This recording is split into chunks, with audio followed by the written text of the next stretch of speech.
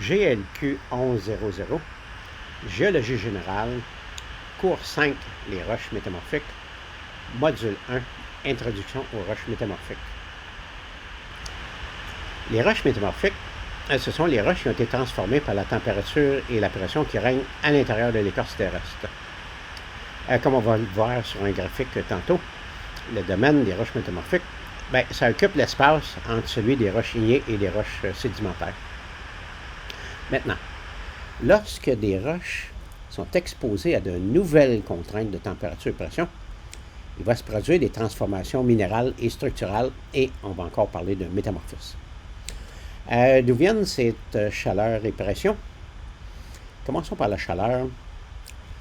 La principale cause de la chaleur à l'intérieur du globe terrestre, c'est la radioactivité naturelle.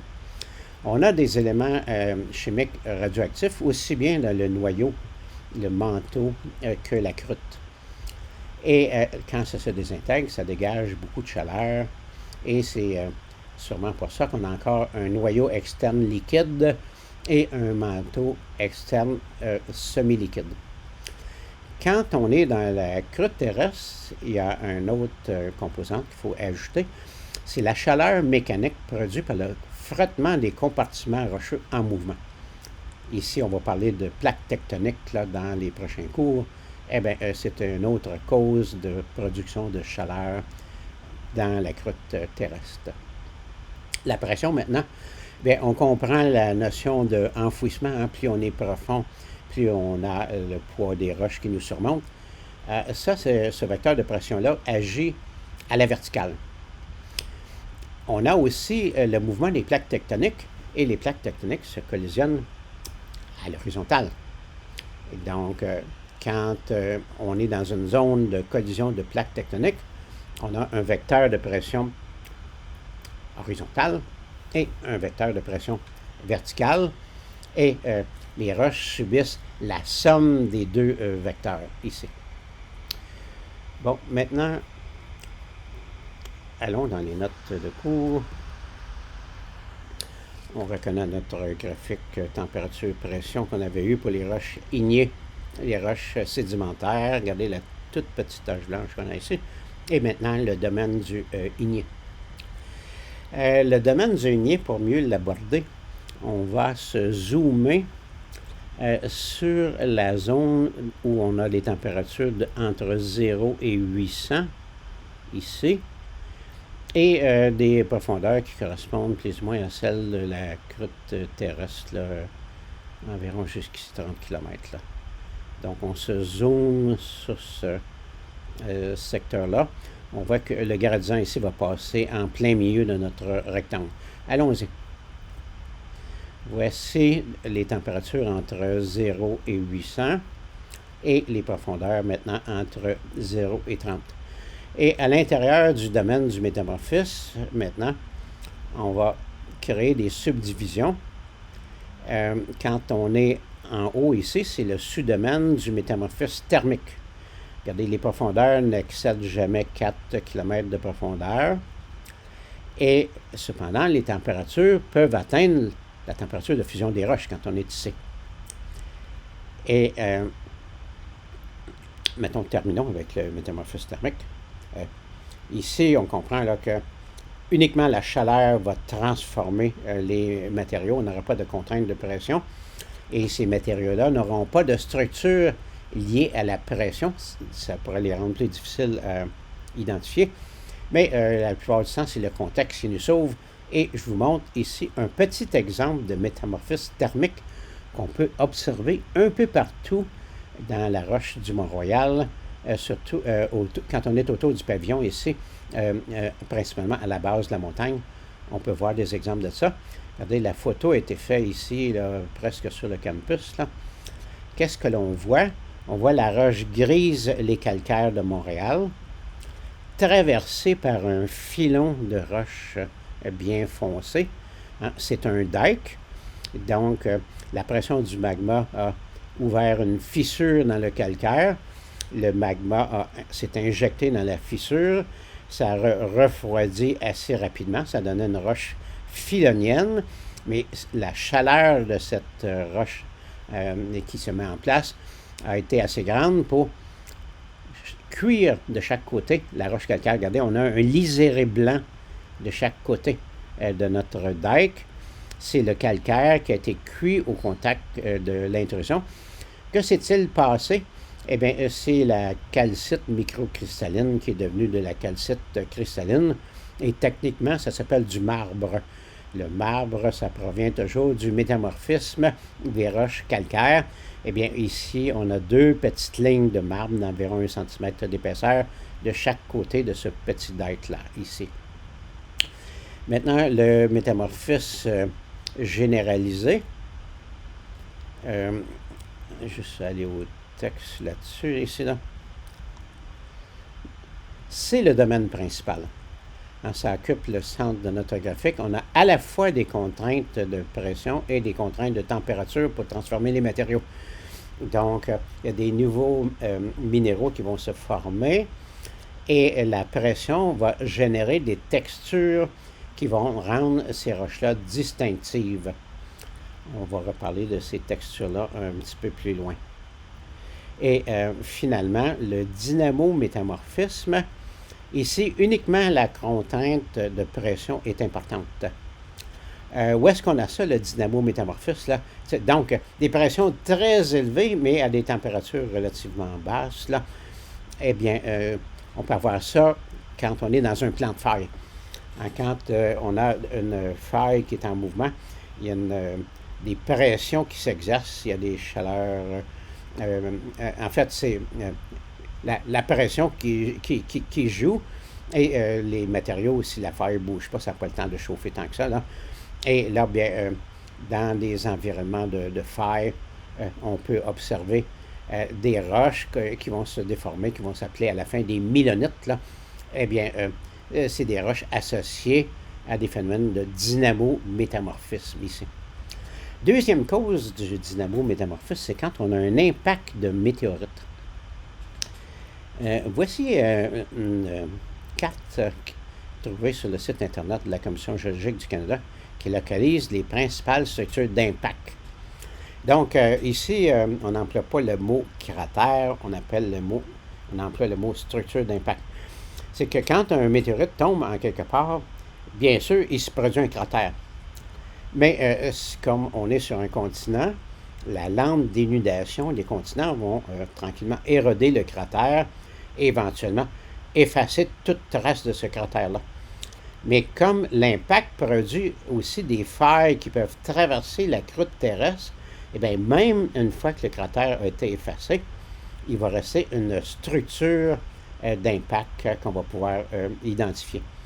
Et là, ben, je vais, comme c'est un sujet qui est intéressant, on va aller voir quelques exemples de tout ça. Le plus intéressant pour le domaine du génie civil, c'est le point qui est ici. C'est dans une région habitée du Québec et c'est associé avec l'endroit au Québec, la Malbaie, pour un nom de lieu, où la problématique des tremblements de terre est la plus élevée. Autrement dit, le risque de tremblement de terre à la Malbaie est plus grand. C'est l'endroit où c'est le risque est le plus élevé dans tout l'est du Canada et c'est lié à la structure d'impact que je vais essayer de vous montrer dans quelques instants. Pour aller voir ça, on va y aller à l'aide de Google Earth. Et dans un premier temps, commençons par regarder, ça ne sera pas au Canada, là, ça va être aux États-Unis. Commençons par regarder qu'est-ce que ça a l'air un cratère frais-fait. Bon, frais-fait, c'est relatif, là, on est en géologie. On parle seulement 0,49 millions d'années d'âge, là, hein, à peine 49 000 ans. Et là, bien, regardez, ça a l'air d'un cratère comme si on était sur la Lune. Hein, et en plus, on est dans une région désertique. Il n'y a pas eu beaucoup d'érosion dans les derniers 49 000 ans à cet endroit-là. Et on a encore la forme toute fraîche de la structure. On comprend que l'érosion va rapidement enlever le rebord soulevé. Éventuellement, la dénudation des continents va se rendre jusqu'au fond du trou. Et la suite, eh bien, est-ce qu'il y a des structures profondes? Eh bien, allons voir maintenant Manicouagan. Manicouagan, ça fait longtemps que le cratère est effacé. Ça a 214 millions d'années, cette structure-là. Mais qu'est-ce qui reste de Manicouagan? Eh bien, regardez, on a un lac étonnamment circulaire ici qui fait un anneau. C'est le cône de fracture qui a traversé la croûte terrestre suite à l'impact. Et on est bien sûr que c'est causé par un impact de météorite parce qu'au centre, où on voit un petit monticule, les roches qui sont là, ce sont des impactites, donc des roches qui ont été transformées par des pressions très élevées. Et c'est ça qui donne la certitude que la structure qu'on regarde ici est une structure liée à un impact de météorite. Maintenant, Charlevoix. Charlevoix, attendez-vous d'être déçus si vous aimez ça, les cratères. Il n'y a comme rien à voir. Mais c'est intéressant pour le génie civil. Comme je vous disais, c'est ici où la sismicité est la plus grande au Québec. Regardez, peut-être que si je mets ça en rotation, ça va aider à voir la structure. On voit sur la bordure du fleuve comme une forme en arc de cercle. Regardez, le découpage des terres est comme différent à cet endroit-là. C'est des terres un petit peu plus basses à l'intérieur du cratère, sauf un petit monticule central. Et c'est à cet endroit-là. Maintenant, le village est rendu en bas de la vue parce qu'on a le sud en haut. Ça revient tranquillement. Le village de la Malbaie. Je vais arrêter la rotation quand le village de Malbaie va être revenu côté nord. On est bien presque rendu, et voilà. Bon, eh bien, c'est l'endroit, on va en reparler, où la sismicité, le risque de tremblement de terre, est le plus grand dans l'est du Canada. Et c'est tout près d'ici. Maintenant, j'ai gardé le plus beau pour la fin. Le plus beau cratère qu'on a au Québec. Pourquoi est-il si beau? C'est parce qu'il est très récent. Il n'a que 1,4 million d'années. C'est celui qu'on appelait le cratère du Nouveau-Québec, qu'on appelle maintenant le cratère de Pingaluit.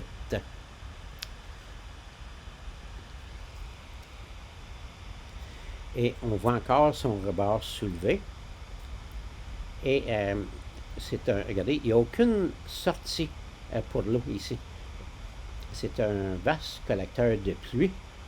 L'eau qui tombe là-dedans, c'est uniquement l'eau de pluie et la neige. Et cette eau-là ne peut s'échapper que par évaporation ou par infiltration. Il n'y a pas de rivière qui draine ce petit lac ici. C'est tout à fait isolé de l'hydrologie de tout le reste de la région. C'est tout à fait particulier. On a même fait un parc national avec ça. Et son grand intérêt géologique, c'est bien plus que cela. Cette cavité-là existe depuis l'impact du météorite. Et figurez-vous donc que c'est le deuxième lac le plus profond au monde. Et tous les sédiments qui sont tombés dans ce lac-là racontent, couche après couche, l'histoire géologique de la région. Il reste juste à trouver les budgets pour aller sonder ça. Bon, eh bien, c'était quelques vues des cratères qu'on a principalement au Québec. On va retourner dans les notes de coup. Il restait un petit bout. Ça a failli m'échapper.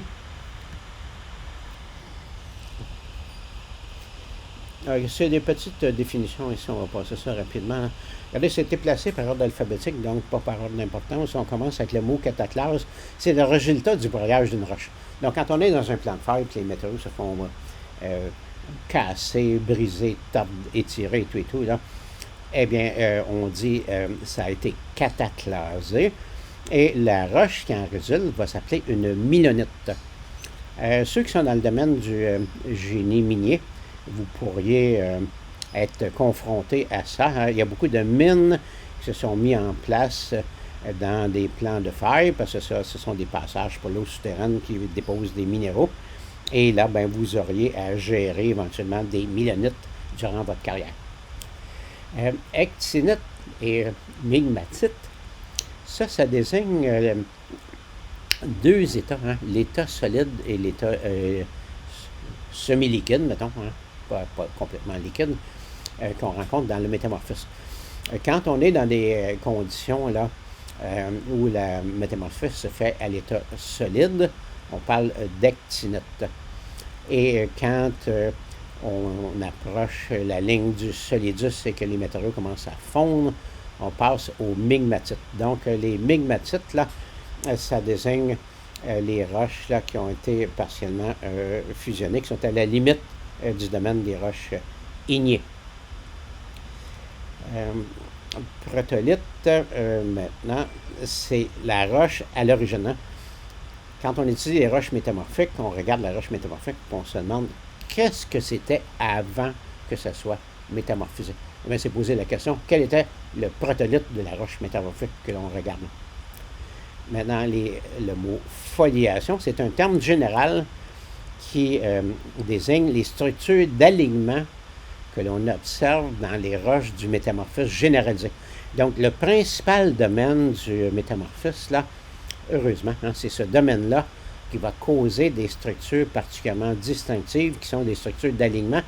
Les minéraux ou l'aplatissement des minéraux va se faire, évidemment, contrôlé par la contrainte de pression qui cause le métamorphisme. Les minéraux vont s'aligner perpendiculairement à la contrainte de pression, là. Et là, bien, on va développer successivement les structures suivantes.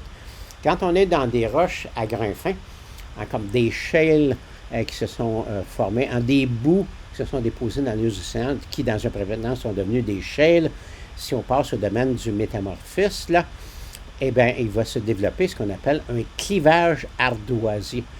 Les minéraux microscopiques qui vont commencer à se former vont s'allonger perpendiculairement à la contrainte de pression, et les minéraux plats qui étaient déjà présents dans la roche vont s'être ordonnés parallèles à la contrainte de pression aussi, et ça va faire que la roche va briser facilement en feuillets parallèles. Les ardoises sont un exemple de roche qui montre un beau clivage ardoisier.